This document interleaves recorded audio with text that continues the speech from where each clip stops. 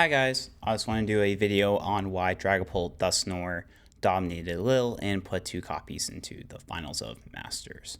So going to the event, I posted on Twitter and I really felt that this was the best Dragapult Dusknoir has been positioned. So since last format, but in reality, I think it is actually the best the deck has ever been since Dramatic Evolution came out and Badu was released. The reason why the deck was better than it's ever been was Gardevoir lists were getting greedy with how they're being built. They're no longer targeting Dragapult, and instead they were focusing on other decks like Mega Absol and other dark types, because how you build a deck for Dragapult is much different, because Dragapult is the only deck that really is Badu reliant. Now that's in the format, decks like Frillish and Gardevoir can create item lock, but it's not a item lock centric deck. While Dragapult, you need to item lock your opponent usually to win the game against your worst matchups.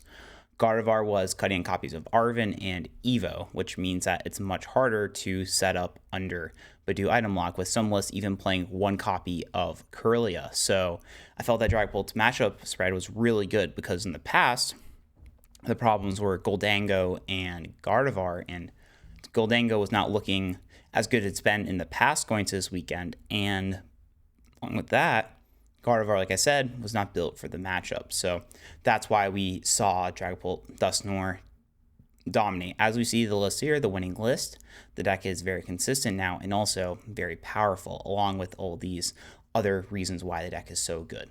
Lily's Determination is one of the best cards in format, and the best ways to abuse it is item lock, actually.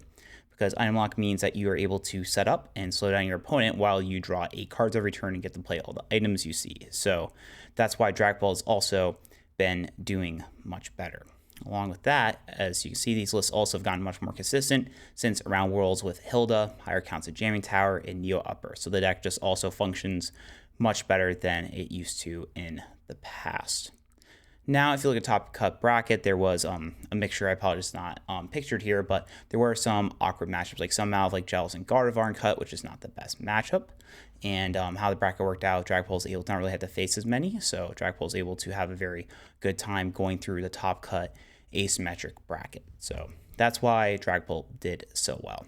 What this means going forward is that Gardevoir is going to have to now decide what to target, as that is the hardest part about Gardevoir, is figuring out what to target, and you really now need to make sure that your deck list is good against Dragapult Dusknoir, because if you're not, then you're really just going to lose the deck, and Gardevoir is not a good choice if you have a not good Dragapult Dusknoir matchup, as that deck I think will now become the most popular deck again because of its consistency and raw power. That's all I have for today. Later this week, I'll be posting a video on some gameplay of the deck and my thoughts on how to play it.